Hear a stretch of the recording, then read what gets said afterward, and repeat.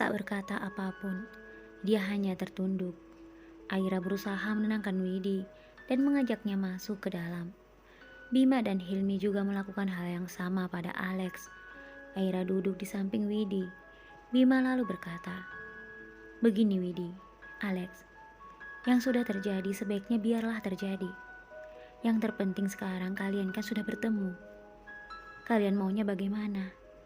Jika memang Widi sekarang benar-benar hamil, Alex harus siap untuk bertanggung jawab dengan menikahinya."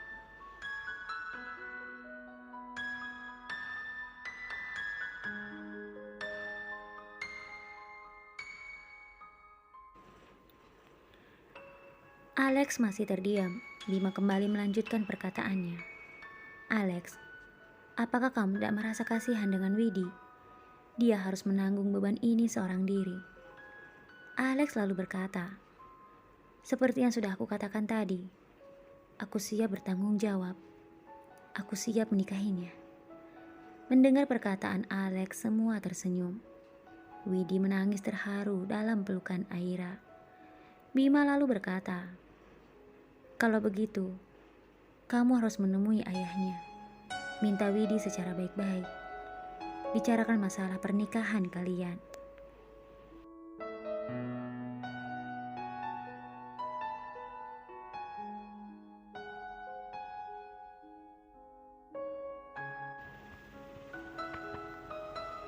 Widi lalu berkata, "Ayahku, ayahku baru saja pergi." Semua menatap padanya. "Apa maksudmu, Widi?" tanya Aira. Widi menangis. "Kemarin, ayahku pergi untuk selamanya." Mendengar perkataan Widi, semua tampak kaget, termasuk Alex. Kini Aira pun menangis memeluk Widi. "Lalu ibumu sekarang ada di mana?" lanjut Aira. Widi menghapus air matanya, lalu mengajak mereka untuk ikut dengannya. Setibanya mereka di depan pintu sebuah kamar, Widi berkata, "Ibuku ada di dalam."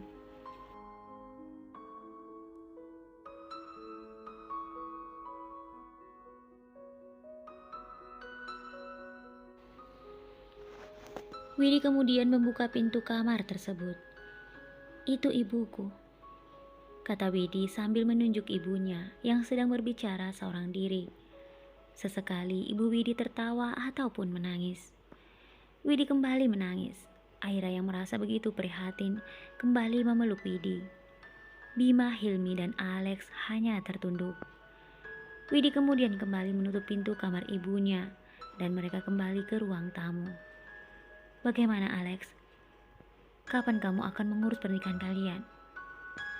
Alex melirik Widi yang sedang tertunduk.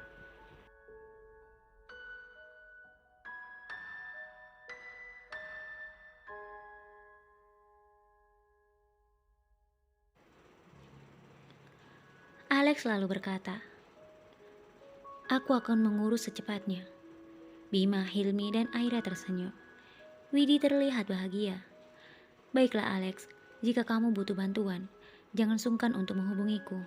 Sekarang sudah malam, kami harus kembali ke rumah. Oh ya Alex, jangan coba-coba untuk kabur lagi ya." Alex terlihat malu. Aira memeluk Widi dan pamit padanya. Widi tak henti-hentinya mengucapkan terima kasih kepada Aira. Sebelum Bima, Hilmi, dan Aira masuk ke dalam mobil, Widi memanggil Bima.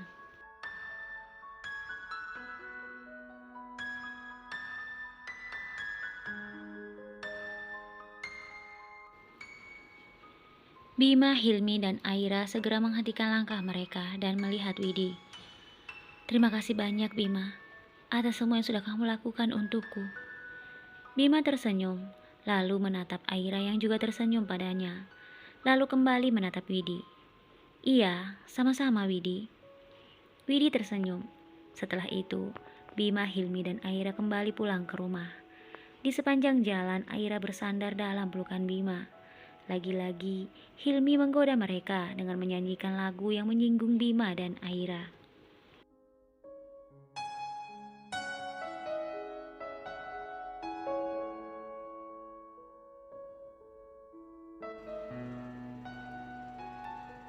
Bima dan Aira hanya tersenyum. Setibanya di rumah, mereka bergegas ke kamar masing-masing. "Sayang," kata Bima ketika melihat Aira sedang menyisir rambutnya di depan cermin. "Iya sayang," jawab Aira tanpa melihat pada Bima yang menunggunya di tempat tidur mereka. Setelah menyisir rambutnya, Aira berjalan menghampiri Bima. "Ada apa sayang?" kata Aira pada Bima yang sedang menatapnya mesra. "Apakah datang bulannya sudah selesai sayang?" kata Bima dengan wajah sedih.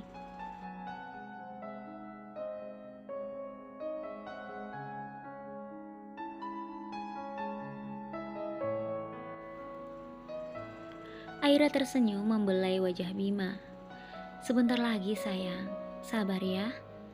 Bima tertunduk karena kecewa. Aira lalu memeluknya. "Sayang."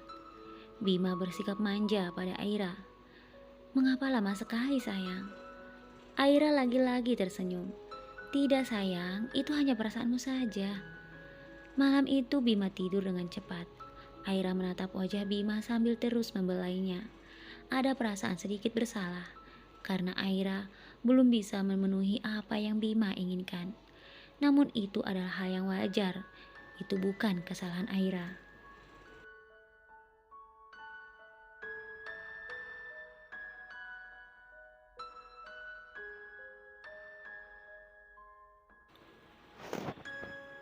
Beberapa hari kemudian Aira terlihat sangat bahagia karena hari itu dia sudah tak lagi menstruasi.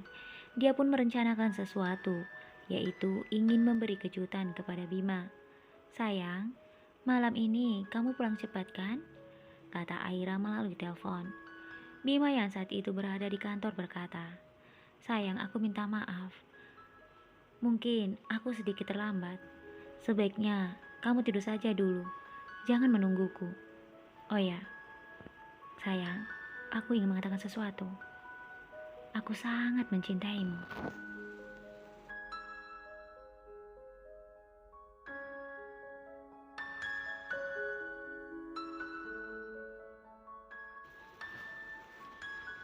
Aira terlihat sedih, namun dia tidak mengatakan itu kepada Bima. "Baiklah sayang, hati-hati ya. Aku juga sangat mencintaimu," jawab Aira, lalu menutup teleponnya. Setelah menutup telepon, Aira duduk termenung, lalu kembali menemukan ide yang cemerlang. Saat Bima kembali ke rumah, Bima disambut oleh pelayan. "Tuan mau makan?" Bima tersenyum. "Tidak, terima kasih. Tadi aku sudah makan di kantor." Bima lalu berjalan menuju kamarnya. Ketika membuka pintu, Bima terlihat heran.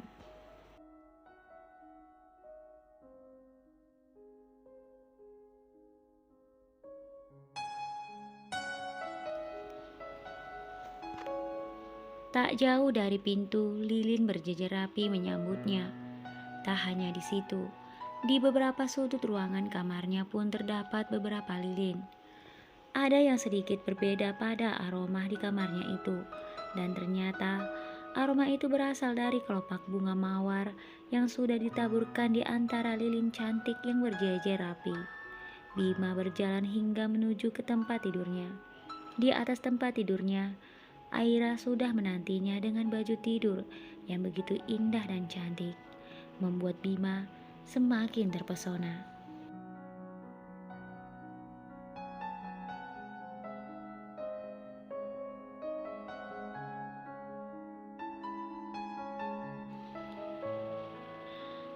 Lampu remang-remang menambah indah suasana malam itu. "Sayang," kata Bima menatap Aira yang sedang menggodanya dengan tatapannya. Aira membelai tubuhnya, membuat jantung Bima semakin berdebar-debar. Saat Bima kembali ingin mengatakan sesuatu, Aira beranjak dan mendekatinya. Aira membuka kancing Bima satu persatu sambil menatapnya dan sesekali mendekati bibir Bima. Bima semakin gemas dan ingin rasanya langsung memeluk Aira dan menciumnya.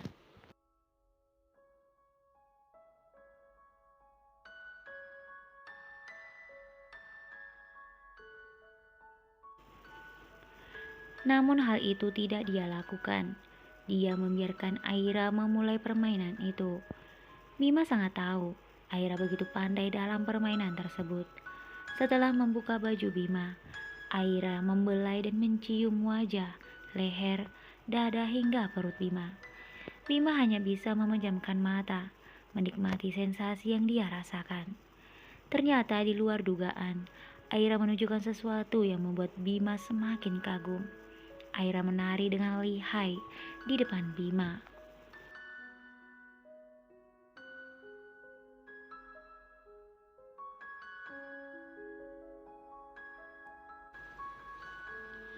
Aira meliuk-liukkan tubuhnya di hadapan Bima, membuat Bima semakin tak mampu menahan gejolak di dadanya.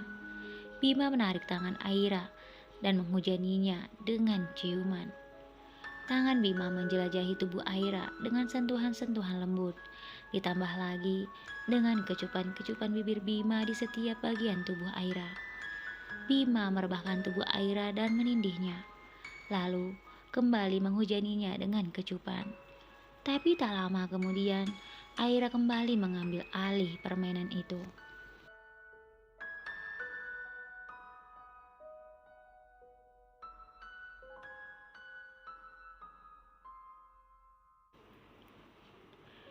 Bima dan Aira bergantian mengambil alih permainan, sehingga keduanya sama-sama merasa diuntungkan. Bima tidak ingin egois, begitu pula sebaliknya. Aira tak hanya ingin diam saja menikmati apa yang diberikan Bima. Keduanya sama-sama bekerja, karena bagi Bima dan Aira, memberi kebahagiaan kepada pasangan itu sangatlah penting dalam keharmonisan rumah tangga mereka. Kegagalan yang pernah dia alami membuat Aira berpikir dan tidak ingin hal itu terulang lagi dalam rumah tangganya.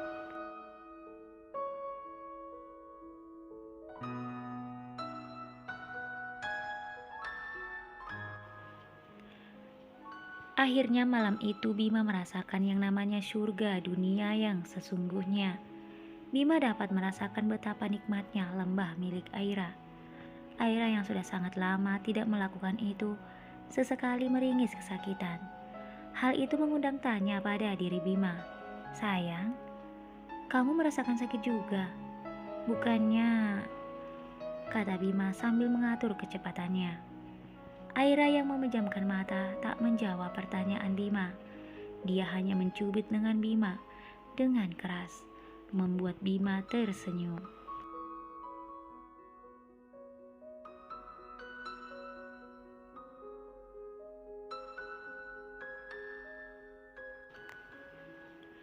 Bima mencium leher Aira sambil meremas kedua bukit indah yang menjulang tinggi.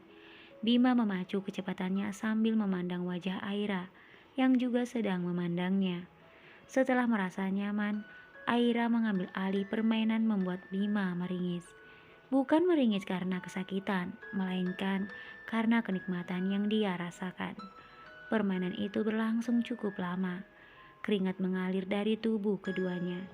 Hingga akhirnya Bima dan Aira mengejang hebat.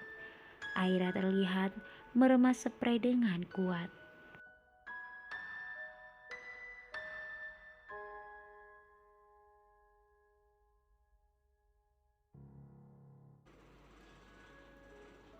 Bima merebahkan tubuhnya di atas tubuh Aira. Aira memeluknya lalu keduanya tersenyum. Bima berbisik, "Terima kasih sayang. Aku tidak menyangka seperti itu rasanya terjepit." Aira mencubitnya manja. Setelah itu, keduanya tidur berselimutkan mimpi indah. Aira merasa sangat bahagia karena Bima selalu menerimanya apa adanya. Bima pun merasa sangat beruntung. Menikahi Aira adalah pilihan yang tepat. Aira tak hanya pandai diranjang, namun Aira selalu menjadi penyemangat Bima.